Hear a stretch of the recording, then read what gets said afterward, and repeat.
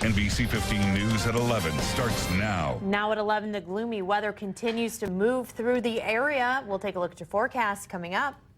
Plus, police and family members are at odds over whether a man who was shot to death in Charlotte was armed. And sidewalk sleeping is still allowed after a plan to ban it failed in Madison.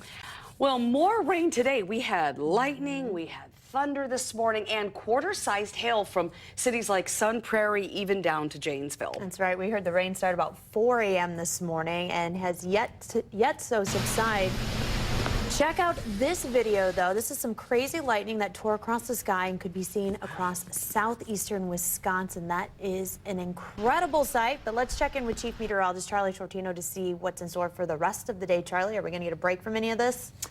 Well, we'll get a little bit of a break, but the threat of flooding still exists throughout much of southern Wisconsin as we've gotten some pretty big rain totals already. This is the past 36 hours, but really most of what you see on this map has fallen over the past 12 hours.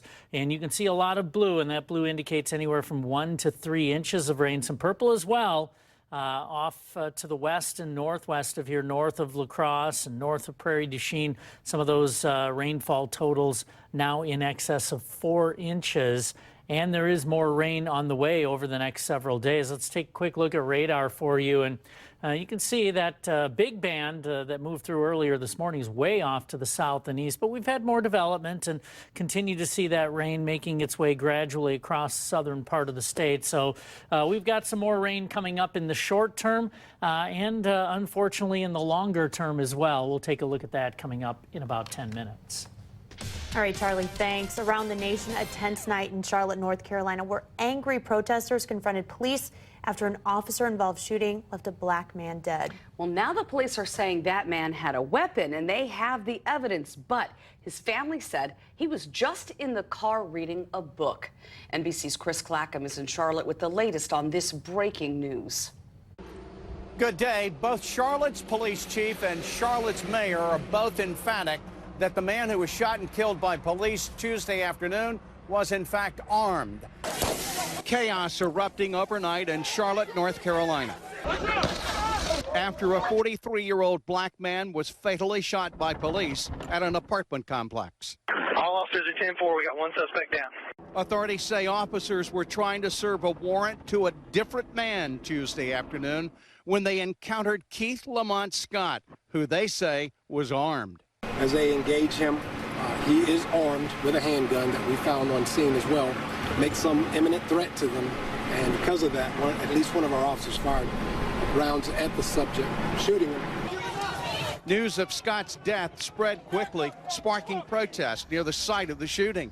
No justice, no peace. Demonstrators faced off with police wearing riot gear. Why do you have a gas mask? I don't have a gas mask. Clashing with officers. Members of Scott's family told local news outlets that he was not armed. He didn't have no gun. He wasn't messing with nobody. They jumped out their truck. They said, hands up. He got a gun. He got a gun. Pow, pow, pow, pow. That's it. Officials say at least a dozen officers suffered non-life-threatening injuries during the protest. New at 11, a plan that would ban people from sleeping on sidewalks in Madison has been rejected. The Madison City Council voted against the proposal from Mayor Paul Soglin, which would ban people from sleeping on downtown sidewalks between 7 a.m. and 10 p.m. Opponents of the plan say it pushes homeless out of the area without providing alternatives. Soglin proposed a similar plan last October, which was also rejected. A transgender student heads back to high school in Kenosha with the court's permission to use bathrooms consistent with his gender identity. High school senior Ashton Whitaker has gone to court with accusations the school district discriminated against him. Judge Pamela Pepper ruled the district must allow Whitaker to use the boys' bathroom while his lawsuit progresses through the courts. On Monday, the judge rejected a motion by the school district to dismiss the case. A $47 million expansion of Switzerland-based Nestle company is creating hundreds of jobs in Wisconsin. In less than a year, the village of Little Chute, that's near Green Bay, could be the new home of a Dreyer's cold storage facility. The company hopes to have the new building up and running by next year. Now to a crime tracker 15 alert. Madison police say they received calls of multiple shots fired early this morning. It happened around 3:30 in the area of Marquette and Hawk Street. Police say casings were found, but no injuries, and there were no property damage there. 2 men were reportedly robbed at gunpoint in the same area Sunday night. And Madison police are investigating an attempt by someone to install a credit card skimming device on a gas station pump. This happened at the Mobil station on South Whitney Way and Odana Road last night. Employees spotted the suspects trying to tamper with the pump. They are driving a white U-Haul van with Iowa license plates. The suspects are described as a white male and black male wearing a red hat.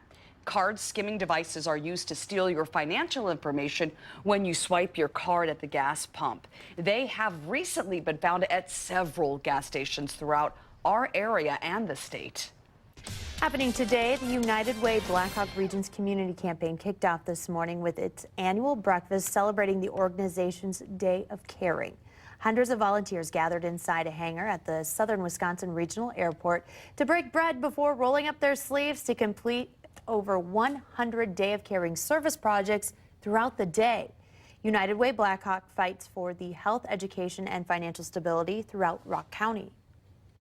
So they have breakfast, they hear a presentation from our campaign champions, we announce our 2016 campaign goal, and then they're all dispersed to their respective projects to do amazing work throughout the community.